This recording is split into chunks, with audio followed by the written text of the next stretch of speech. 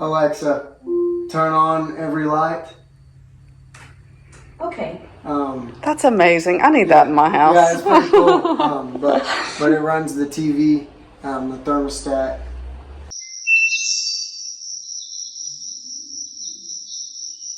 Hey y'all, how are you today? I'm doing great. I'm actually really excited about this video. It will not take place here at the farm today. We are going to go visit someone very special, and I've talked about him before, but today is finally the day. And while I'm talking or videoing, let me move my hair, this is going to be one of our new sweatshirts. However, this is just a sample that I got in, and I don't really think the blues show up good enough. So I'm altering the color on that, but this is a sneak peek of one of our items for our Christmas launch. So anyway, we're going to get this video going, and I'll catch up with you when we get to where we're going. Hey y'all, well I'm here, and I hope you can hear. It's pretty windy out here. They live on a hill, so they get a lot of wind. But today I am letting Dawson talk. I'm kind of interviewing him. I'm going to let him share his testimony. I have talked about Dawson before on here multiple times. He has gone to church with our family forever, and him and Weston played ball together, and he was in a really bad baseball accident at Randall University in April of this year. And he's home, and we're going to show you how he lives and gets around, and we're just going to talk to Dawson and let him share his story and his testimony. And yeah, I'm super excited. We've been planning on this for a couple of weeks, and we had it scheduled a few weeks ago, and then Houston ended up having a stomach bug, so we had to cancel. But today we are here, and I'm super excited. I'm probably gonna get emotional. I've actually heard Dawson tell his testimony at our church, and it was amazing, and it gets you. So anyway, I'm super excited to share this story, so y'all come on. Okay, hi everyone. I am in here with Dawson. I hope the sound is pretty good. But this is Dawson Muck, and he's from Sulphur. We've known him, as I mentioned a while ago, most of his life. And yeah, so I've just been wanting to come talk to him and let him tell his story and his testimony. So I'm just gonna kind of give the floor to you, if that's okay. All right. Yeah, I'm Dawson Muck, like she said. I grew up, born and raised in Sulphur. So it's a small town, so everybody knows everybody. But that's kind of what kept me in trouble growing up. Really was everybody knew everybody. And so like I said, I was in trouble quite a bit growing up, always doing stuff I wasn't supposed to be doing.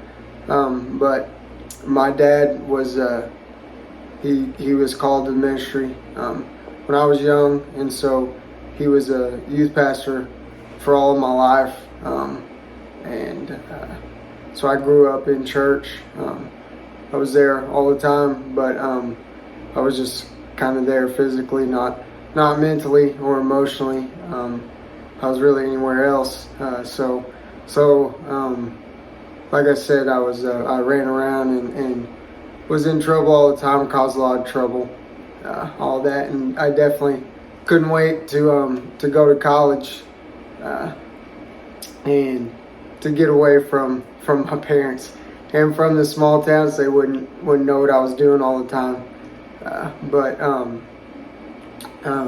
just kind of to wrap it up, if I told my whole story, we'd be here forever. So to make it kind of short and sweet, when I was in high school, I got into drinking and kind of like partying a little bit, I guess, with some of my buddies around here. And then when I got older, my junior year, going into my senior year of college, I got into to smoking weed too, and I got caught doing both of them. So like I said, I was causing trouble all the time. but I couldn't wait to get to college to get away from my parents and everyone, and get to start over, I guess, and do whatever I wanted to do without people finding out. So I went to Randall University in Moore, Oklahoma, and was playing baseball. Played baseball there for the last 4 years, and went to school there. And like I said, my dad was a youth pastor, and so I went to school there to study ministry, which I guess I was just trying to fool. I was trying to fool my parents into them thinking I was doing what I was supposed to be doing or whatever. So I went to study ministry, and I had no business doing that, but so I studied that for a couple years, and then my sophomore year of college, I got pulled over drinking and driving, and spent the night in jail.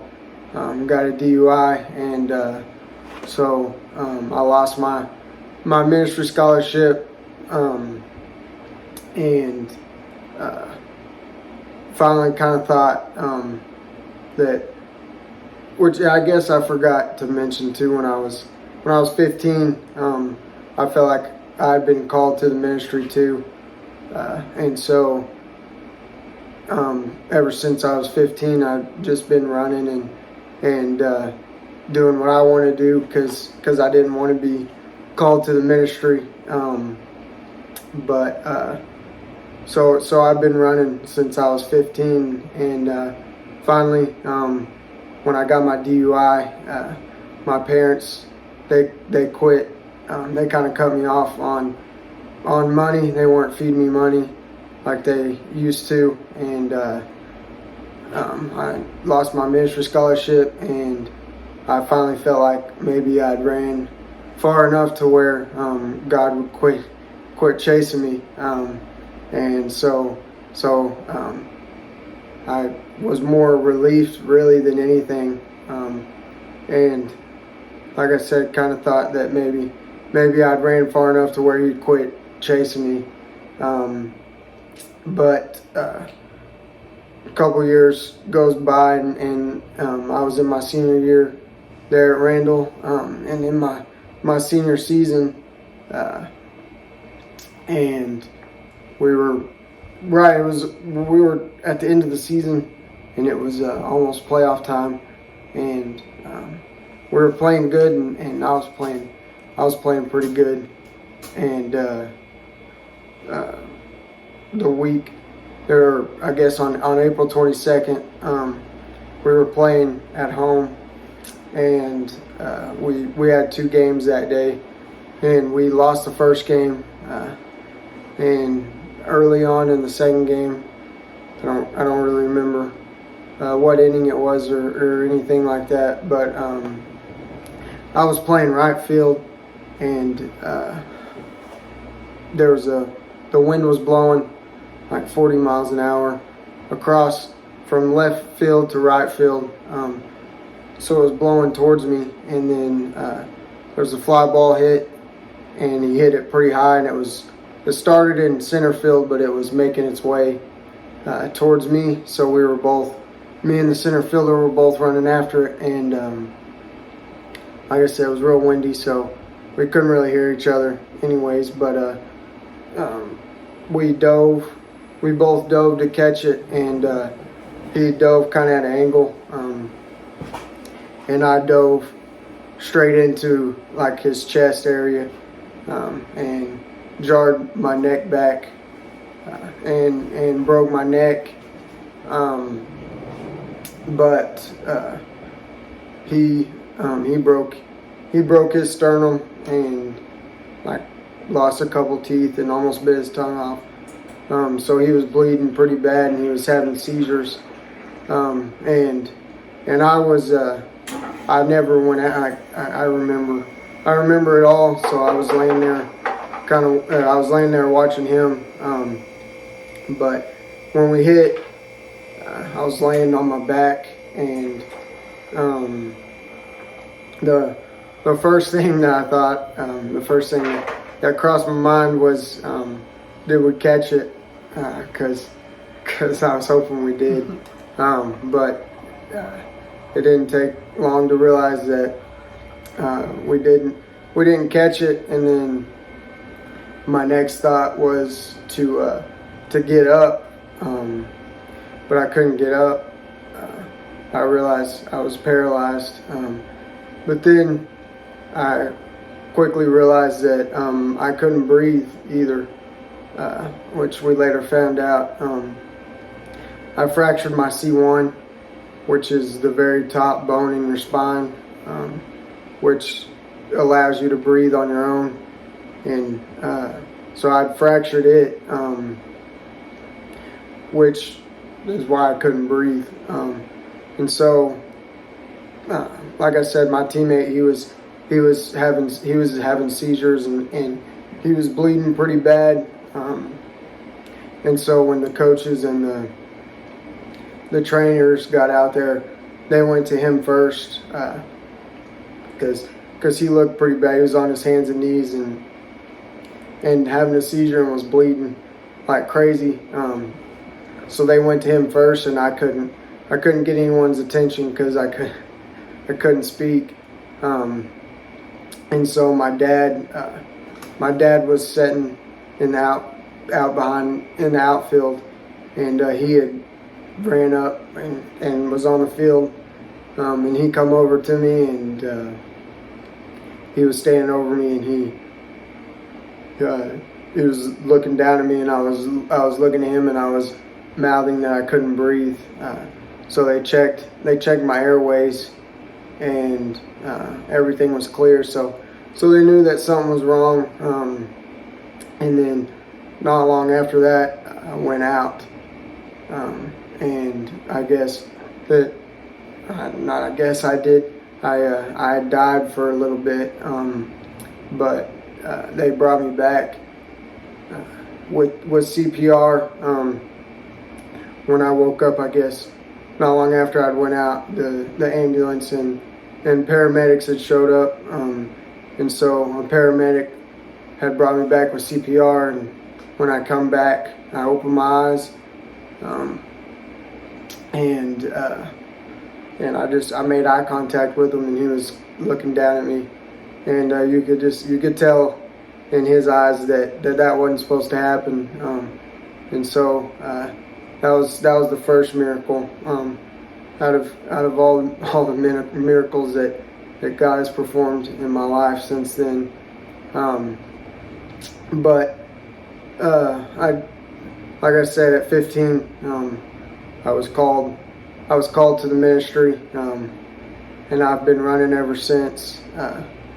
And so on that day, which, like I said, I died for a minute, and so I didn't think there was any way that I was going to be able to change that or end up changing where I was going to spend eternity.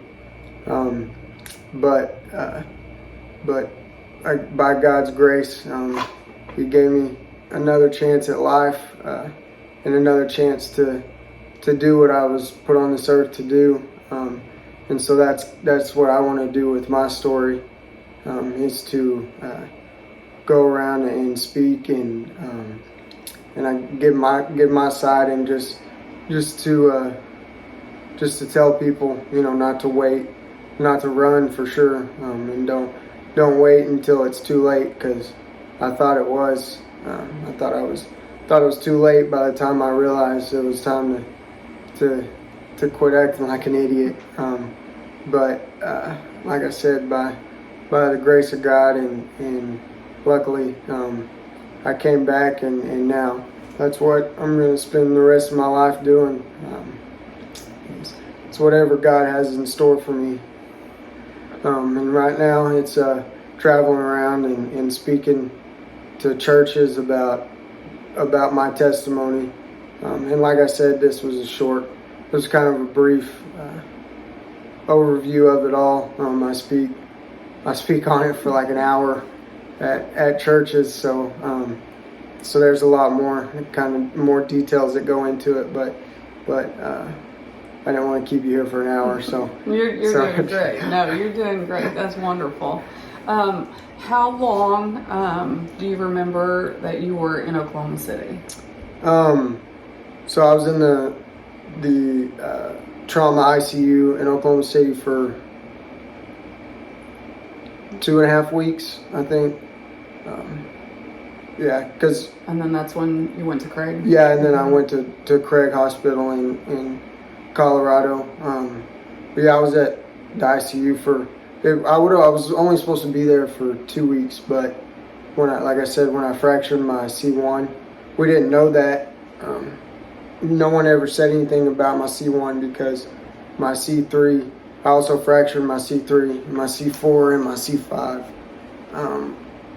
Sorry, that was a spasm. You're okay. And then they had to do surgery on my C3. They put a cage around it. So we never really heard much we never heard anything about my C1.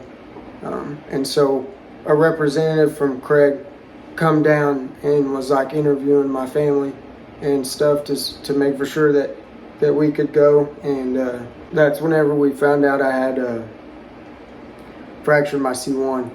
And so, because they weren't going to take me, because normally when you fracture your C1, you don't ever come off of the vent or anything like that. But they had said, they talked to her and I was on a breathing machine, but I was initiating my own breaths. So I was starting the machine. So it was like, there was a small chance that maybe I could get off of a breathing machine. And you did that in just a few days after that, right? Yeah, 2 weeks. Okay, cool. Yeah. In 2 weeks at being at Craig, I got off of the breathing machine. So, what are your goals? You've regained a bunch of movement, right? Yeah. Maybe not a bunch. Yeah, but more than I'm supposed to. Right.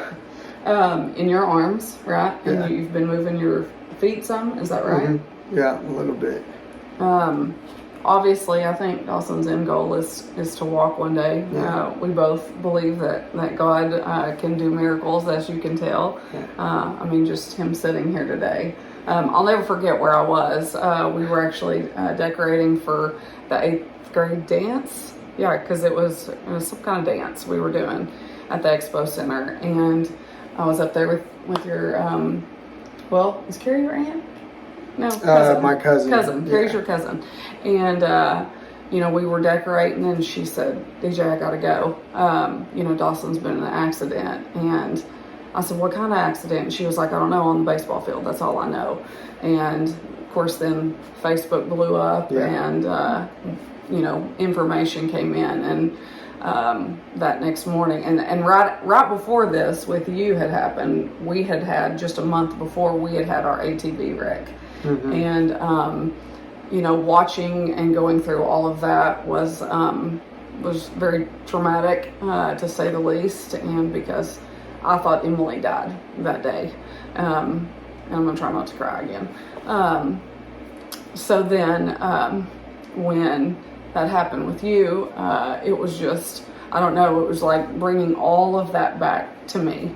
And I had walked out to bottle feed my baby donkey that next morning, and I just could not cry. Like, I was videoing and just talking about you, and my heart was breaking for your mom and dad, and just because I know what it's like to be a mama and see your babies like that. And I know you don't understand that, but it is so hard, and I am so grateful to have known you and watched you grow up all these years. Weston's just a few years younger than him, and they played ball together, and Weston partied with him, at Randall. Yeah. I'm not going to hold anything back there. But it just puts so much into perspective, and you running from it, you know, that is just God's grace, and He's always chasing us, you know, no matter what we do, because we've all screwed up and we've all done things we shouldn't have. But I mean, He is a very forgiving God, and I can't wait to see what you do. I mean, I'm so proud of you and where you've come and where you're going. And if I can help you get there in any form or fashion, if you need a flight, if you need a hotel room, I'm your girl. I'll help you there. And that's why I wanted to do this video, was to share Dawson's story. You know, I talk about Jesus all the time on my videos because I think more people need to hear about Jesus and see what Jesus can do for us, even when we don't deserve it. I mean, do you think you at the time deserved this? I mean, not this, but, but the grace that He's... And like when I go speak at churches, I say that, you know, I don't know why He chose me, because I dang sure didn't deserve it, but for some reason He did. Well, God always has a purpose. I say that. I tell my kids that. I try to remind myself that. And that's why I wanted to use this platform. And, you know, I think you're starting to see what God's purpose is for you. Because even if it's just one teenager out there that sees what, you know, you were doing, what happened to you, and what you're doing now. Even in this wheelchair, you know, you can do great things, you know. And I think that's a wonderful, wonderful thing to share. And so I'm very proud of you. And I'm so glad you let me come do this. And thank you for Tracy for being my support system over there, because I really didn't think I'd get through this without bawling. But now, because I already talked to Dawson, and he's going to kind of show us around in here, in his house. So his parents' house is right out here. There's a concrete walkway where he can just go to them and come back in here as he chooses, I guess, or if they let you. Sometimes they may not. Sometimes they lock me in over here. But yeah, so your family and a lot of friends built this. This was just a shed, right? Yeah, the shell of it was here, but there was just a shed here, and then when they found out he was getting to come home, I think they have like 2 weeks or something. It was crazy. Yeah, it was not supposed to be done that quick. Yeah, and we have a wonderful community, and everyone came through and, you know, just completely revamped this for you and made it into your own home, so you can be as independent as you possibly can. And so there's pretty cool electronics in here. Your Papa was telling me about that. Do you call him Papa, Larry? What do you call him? Yeah, Papa. Papa? Okay. Yeah. So he had told us all about what was going on in here. So we're going to take a second, and I'm going to let Dawson show y'all around, and y'all get to see how he gets to live. Show me what you got going on. All right. So first, is my bed here. This little box that's on the end of it. It's a self-turning bed, and so when I'm sleeping, it airs up on one side and the air goes out of the other side, so it constantly turns me like every 7 minutes throughout the night, so I don't get bed sores or anything like that. And then this is the white deal right there. That's my that's how I get up, and they put the blue sling over there. They'll put it under my butt, and it picks me up, and they use that lift to get me up out of bed and into my chair or my shower chair. But the whole house is ran through Alexa. I got 3 of them in here that I can turn on the lights, off the lights. Show us. Okay. Alexa, turn off every light. Okay. Look at that. Alexa, turn on every light. Okay. That's amazing. I need that in my house. Yeah, it's pretty cool. But it runs the TV, the thermostat. That's awesome. The fan. So it is a really official smart shed. Yeah, it's actually a smart shed. That's cool. And then the door for you to get in and out. Show us, that was pretty neat. Well, to go out, I have to have Alexa open it because I guess the sensor that they put in is too far away from the door. Gotcha. But I've got a sensor on my chair that when I get close to the door from the outside coming in, it'll open my door for me, but it's too far away from the inside, so I just ask Alexa to open my door and she'll open it for me. Gotcha. And then my bathroom is pretty cool, I guess. Yeah, don't look at my shower curtain. I'm not. You unhappy with the Braves right now? Wow, I haven't seen this yet. This is nice. Yeah, it's I need your shower too, Dawson. It's big, and that's my shower chair. So I get up in the mornings, and when my caregivers get me up, they put me in my shower chair and come in here and give me a shower. But yeah, we made it nice and big. This is actually what the bathrooms look like at Craig Hospital.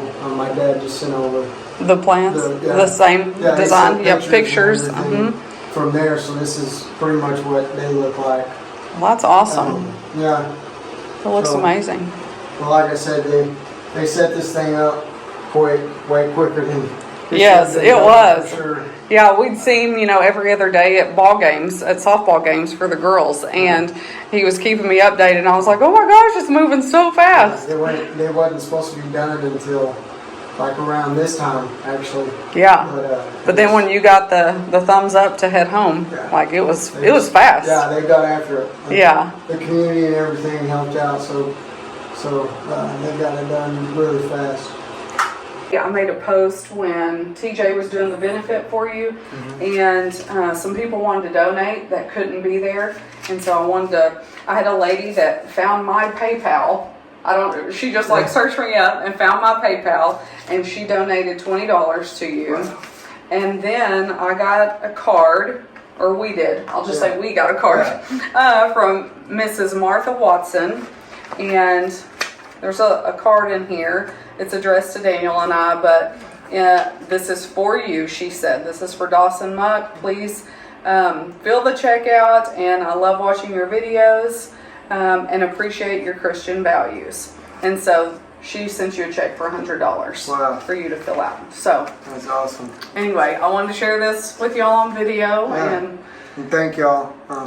Thanks for all the support and everything. Like DJ said, she kind of kept y'all updated, I guess, through her videos and everything. So from the bottom of mine and my family's heart, we thank you for all the prayers and the support, because that's the only reason I'm still here.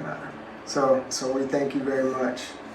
And I will leave a link down below, maybe even put it on the screen. If you want to email or get in touch with Dawson's mom, Shannon, for any speaking engagement, that information will be there. And also, if y'all want to send Dawson encouraging letters or cards, feel free to mail those to us at P.O. Box 160. I had to think of 167, Sulphur, Oklahoma 73086. That is also linked down below in the description box. Well, thank you so much. Thank you. I'm so proud of you, I love you. And love you too. I prayed for you a whole bunch. Thank you. And I prayed for your mama and your daddy a whole bunch. Yeah, I'm sure they appreciated it too. Yes, I know they did. Well, next I'm going to interview Shannon, and she and I are going to have she said she'd love to do that. Cool. So, because Mama's always got a lot to say. And that might be a very long video, so I'm not sure how that's going to go. But anyway, song of the video. Do you know what you want to do? I tried to give you a heads up. Yeah, I know. I really wasn't. Barely. Yeah, barely. I don't know, actually. I like Parker McCollum. Oh, yes. Any Parker, really. Any Parker song? I like Parker, yeah. Yes. We actually got to go see him on spring break. Really? At the Houston Rodeo. Wow. I mean, we were like a mile from him, but it was still good. How about Handle on You? Yeah. That's his new song. One. Yeah, it's really good. We jammed out to it this morning. Yeah, it's good. Yeah. All right, guys. Well, thanks for watching. And as always, do your best.